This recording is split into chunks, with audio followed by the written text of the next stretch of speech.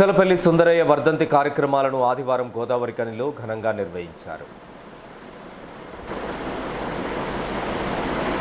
CPM జిల్లా committee ఆధ్వర్యంలో జరిగిన ఈ కార్యక్రమం సందర్భంగా మెయిన్ చౌరస్తా సమీపంలోని శ్రామిక భవన్లో సుందరయ్య వర్ధంతి సభను నిర్వహించారు. సిపిఎం జిల్లా కార్యదర్శి వర్గ సభ్యురాలు ఏ మహేశ్వరి అధ్యక్షతన జరిగిన ఈ కార్యక్రమానికి జిల్లా కార్యదర్శి వై యాకయ్య ముఖ్య అతిథిగా హాజరై మాట్లాడుతూ పుచ్చలపల్లి సుందరయ్య జీవితం స్ఫూర్తిదాయకమని కొనియాడారు.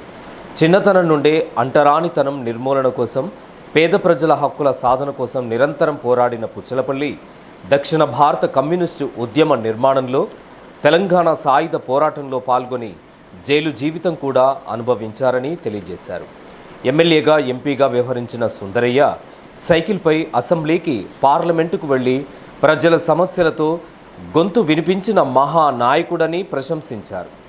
ఆయన ఆశయ సాధన కోసం ప్రతి ఒక్కరూ కృషి చేయాలని పిలుపునిచ్చారు.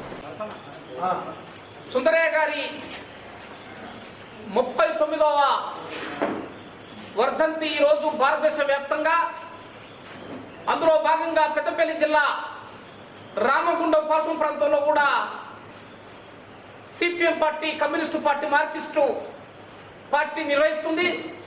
అందులో భాగంగానే ఈరోజు సుందరయ్య గారి వర్ధంతిని గోదావరి శ్రామిక భవన్లో కూడా జరుపుతున్నాం. ముఖ్యంగా సుందరయ్య గారు భారతదేశంలోనే దక్షిణ భారతదేశంలో కమ్యూనిస్టు పార్టీని నిర్మించిన ఒక ప్రధానమైన వ్యక్తి.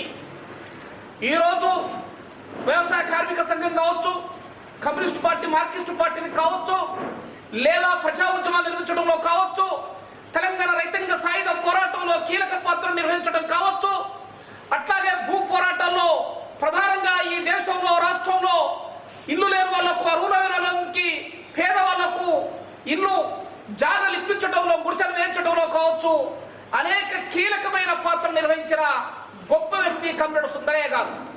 అంతేకాదు పార్లమెంటులో, అసెంబ్లీలో అనేక సార్లు, 3 సార్లు పార్లమెంటరీగా, 2 సార్లు అసెంబ్లీ ఎమ్మెల్యేగా గెలిచి భారతదేశంలోనే అన్ని పార్టీల యొక్క ప్రజాప్రతినిధులకు కమ్యూనిస్టు పార్టీ ప్రజాప్రతినిధులు ఉంటే ఎలా ఉండాలని పార్లమెంటుకు సైకిల్ మీద వెళ్ళి చప్రాసిన సైకిల్ స్టాండ్లో తలపెట్టి భారతదేశంలో ఎదుర్కొంటున్న ప్రజా సమస్యలను పార్లమెంటులో ప్రస్తావించిన మహా గొప్ప వ్యక్తి కమ్రేడ్ సుందరయ్య గారు. భారతదేశం చైనా యుద్ధం సమయంలో కావచ్చు, లేదా అనేక కీలకమైన సమయంలో ఆనాడుండే నెహ్రూ ప్రభుత్వానికి తగిన సూచనలు, సలహాలు ఇచ్చిన గొప్ప వ్యక్తి కమ్రేడ్ సుందరయ్య గారు. అందుకు ఇవాళ భారత కమ్యూనిస్టు పార్టీ, మార్క్సిస్టు పార్టీ నిర్మించిన, మరి దక్షిణ భారతదేశంలో నిర్మించిన ఒక గొప్ప వ్యక్తిగా ఇవాళ మనం తన ఆదర్శాలను, తన ఆశయాలను తీసుకుపోవాల్సిన అవసరం సిపిఎం పార్టీ కార్యకర్తలకు ఉంది. ఆనాడు కేవలం మరి దక్షిణ భారతదేశంలో ఒక శాఖగా ఏర్పాటు చేసి, ఈ దక్షిణ భారతదేశంలోనే అనేక రాష్ట్రాలలో శాఖగా చేసి ఒక ప్రజా ఉద్యమాన్ని, ప్రజా పార్టీని నిర్మించిన వ్యక్తి కమ్రేడ్ సుందరయ్య గారు. ఇవాళ సుందరయ్య గారు 39వ వర్ధంతిని మనం జరుపుకుంటున్నామంటే ఇవాళ ప్రజా పోరాటాన్ని ముందుకోవాల్సిన అవసరం ఉంది. ఇవాళ సుందరయ్య గారి వర్ధంతిని జరుపుకుంటున్నామంటే ఇవాళ మతోన్మాద శక్తులకు, బీజేపీ ప్రజా కార్మిక వ్యతిరేక విధానాలకు పోరాటం చేయాల్సిన అవసరం ఉంది. మరి ఇవాళ సుందరయ్య గారు వర్ధంతి జరుపుకుంటున్నామంటే ఇవాళ మరి సుందరయ్య గారి యొక్క లక్ష్యాన్ని, సిద్ధాంతాన్ని, పార్టీని విస్తరణ చేయాల్సిన అవసరం ఉంది. కానీ దానికి భిన్నంగా ఇవాళ భారతదేశంలో మతోన్మాదులు ఇవాళ పెచ్చరిల్లిపోతున్న పరిస్థితి ఉంది.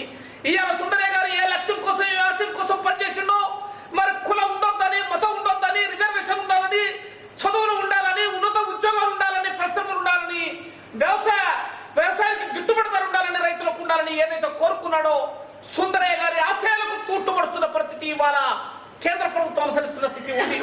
ఈ రందుకు సుందరయ్య గారి ఆశయాలను మనం కొనసాగించినామంటే కేంద్ర ప్రభుత్వం యొక్క ప్రజా కార్మిక వ్యతిరేక విధానాలపైన మనం ఇవాళ సిపిఎం పార్టీ కార్యకర్తలుగా, నాయకులుగా పెద్ద ఎత్తున ప్రజా ఉద్యమాలు నిర్వహించాలని 39వ వర్ధంతి సందర్భంగా సిపిఎం పార్టీ జిల్లా కమిటీ ప్రజలకు పిలుపునిస్తూ ఉంది.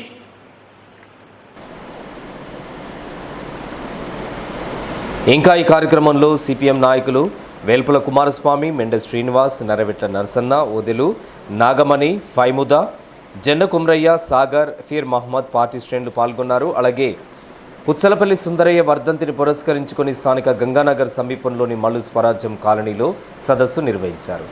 ఈ సదస్సుకు సిపిఎం జిల్లా నాయకులు వైయాకయ్య, మహేశ్వరి ముఖ్య అతిథులుగా హాజరై జెండాను ఆవిష్కరించిన అనంతరం వారు మాట్లాడారు.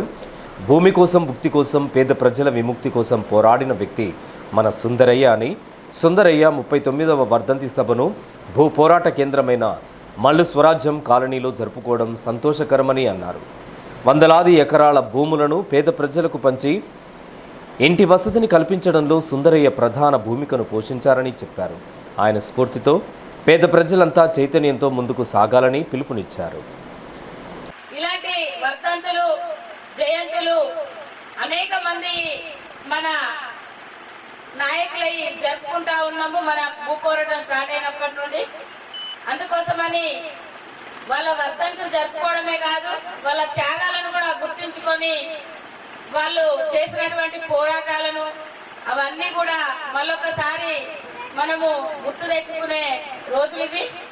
అందుకోసమని ఈ రోజుకు 39వ వర్ధంతిని జరుపుకోవడం మనకు చాలా సంతోషకరమైన విషయం. ఏదైతే భూమి కోసం, భుక్తి కోసం, పేద ప్రజల విముక్తి కోసం సుందరయ్య గారు ఆ రోజుల్లోనే భూ పోరాటాలు చేసి ఇళ్ల స్థలాలు పంచినటువంటి వ్యక్తి మన సుందరయ్య గారు. అసలు పేరు సుందర్రామరెడ్డి, కానీ రెడ్డి అనేది తీసేసి కమ్యూనిస్టు పార్టీలో రెడ్డి అనకుండా ఆ పేరు చివరలో ఉన్నటువంటి రెడ్డి అనే విషయం తీసేసి సుందరయ్య గారు అని పెట్టుకొని ఆ రోజుల్లో ఆదర్శ నాయకుడిగా నిలిచినటువంటి నాయకుడు మన పుచ్చలపల్లి సుందరయ్య గారు.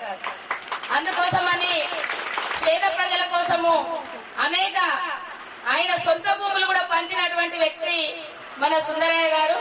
అందుకోసమని తన సుందరయ్య గారి వర్ధంతిని మనం ఈ రోజు మన 1వ కేంద్రం అయినటువంటి గోదావరిలో ఏదైతే 4 కేంద్రాలుగా విభజించి మన దానికి 1వ కేంద్రం, అట్లాగే మల్లు స్వరాజ్యం కాలనీ అని కూడా పేరు పెట్టుకోవడం జరిగింది. 3 కేంద్రాల కంటే మన కేంద్రంలో ఉన్నటువంటి జనాభా అంటే ఇళ్ల స్థలాలకు వచ్చినటువంటి వాళ్ళు ఇప్పటికే 380 మందికి ఇళ్ల స్థలాలు ఇచ్చినాం. అందుకని వాళ్ళందరితో పాటు కూడా మనం ఇవాళ ఒక సదస్సు జరపాలి. పెద్ద ఎత్తున గోదావరిలో ఇన్న 3 కేంద్రాల కంటే పెద్ద ఎత్తున జరపాలని కూడా నిర్ణయించుకోవడం జరిగింది. అదే విధంగా మనము ఈ కార్యక్రమాన్ని నిర్ణయించుకున్నాము. దీనికి మన పెద్దపల్లి జిల్లా ఇంకా ఈ సదస్సులో మల్లు స్వరాజ్యం కాలనీ కమిటీ సభ్యులు క్రాంతి కుమార్తో పాటు మహేందర్, భాగ్యలక్ష్మి, అనూష, భాస్కర్, మేకల శ్రీనివాస్ తదితరులు పాల్గొన్నారు.